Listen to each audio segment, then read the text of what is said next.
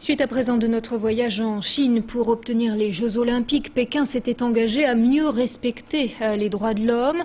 Nous avons voulu savoir si à 3 mois des JO, la situation s'était effectivement améliorée.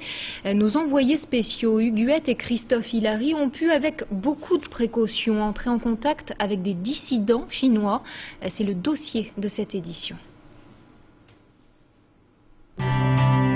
Perdu en banlieue, entouré d'usines, la prison numéro 2 de Pékin n'est pas facile à localiser.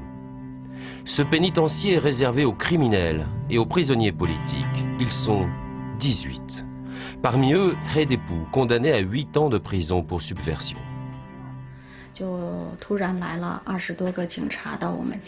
C'était un soir en novembre 2002. Une vingtaine de policiers a envahi l'appartement. Ils n'avaient pas de mandat de perquisition, ils ont tout fouillé. Puis ils ont emmené mon mari. Au tribunal, ils l'ont condamné pour avoir écrit 4 articles sur Internet, dont une lettre adressée au président Bush. Que disait cette lettre? Dans la lettre, il demandait la libération de 52 membres du Parti démocratique chinois, un parti que mon mari avait créé. Pour nous rencontrer, la femme des Depu a dû déjouer la surveillance des policiers. Son téléphone est sur écoute, ses moindres mouvements sont épiés jour et nuit depuis 5 ans. La situation des droits de l'homme en Chine est de plus en plus mauvaise.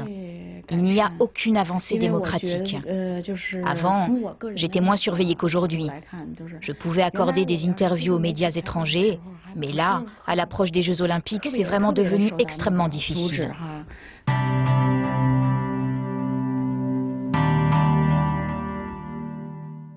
Et Depu a été trahi par son ordinateur. La Chine se méfie de ses 230 millions d'internautes, d'autant qu'on peut consulter le web de n'importe où, par exemple dans la rue.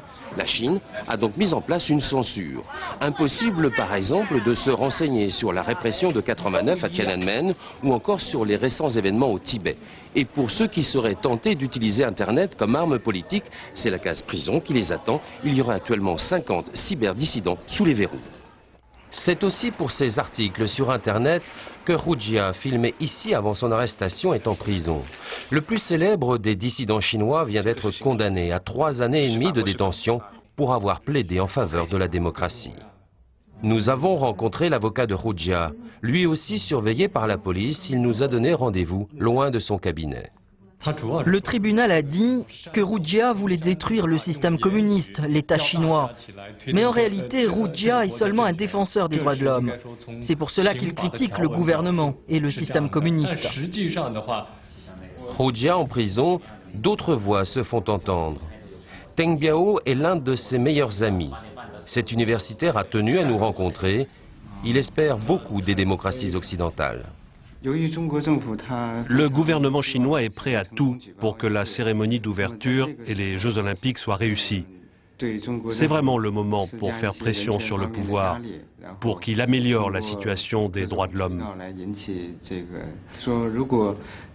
Si, en revanche, les chefs d'État et les sportifs qui viennent aux Jeux sont muets, alors cela voudra dire que vous soutenez et que vous êtes complice de la dictature. Hu Jia et les militants des droits de l'homme espéraient que la Chine relâcherait un peu la pression avant les Jeux, comme elle s'y était engagée. C'est plutôt le contraire qui semble se produire, un grand nettoyage pour qu'aucune voix dissidente ne s'élève pendant les Jeux Olympiques. Direction